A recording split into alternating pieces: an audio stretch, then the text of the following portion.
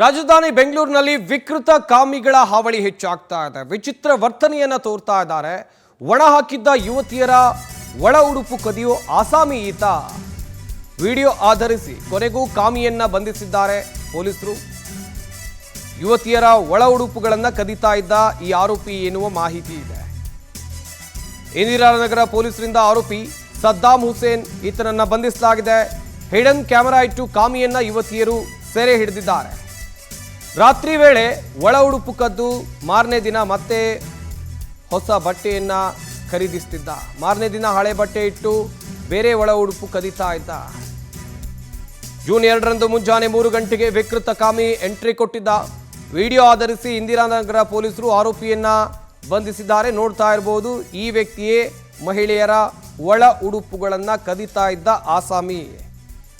ಈತ ಏನ್ ಮಾಡ್ತಾ ಇದ್ದ ಅಂತ ಹೇಳಿದ್ರೆ, ರಾತ್ರಿ ವೇಳೆ ಬರ್ತಾ ಇದ್ದ. ಎಲ್ಲಿ ಈ ಒಳ ಉಡುಪುಗಳನ್ನು ಒಣ ಹಾಕಿದ್ರು ಅದನ್ನು ಕದಿಯುವಂಥ ಕೆಲಸವನ್ನು ಈತ ಮಾಡ್ತಾ ಇದ್ದ. ಅಲ್ಲಿದ್ದಂಥ ಯುವತಿಯರು ಹಿಡನ್ ಕ್ಯಾಮ್ರಾ ಇಟ್ಟು ಈ ಆರೋಪಿ ಚಲನವಲನವನ್ನು ಸೆರೆ ಹಿಡಿದಿದ್ದಾರೆ. ಆ ಬಳಿಕ ಪೊಲೀಸರಿಗೆ ದೂರನ್ನು ಕೊಟ್ಟಿದ್ದಾರೆ. ಇಂದಿರಾನಗರ ಪೊಲೀಸರು ಆರೋಪಿಯನ್ನು ಬಂಧಿಸಿದ್ದಾರೆ. ಬಂಧಿತನ ಹೆಸರು ಸದ್ದಾಂ ಹುಸೇನ್.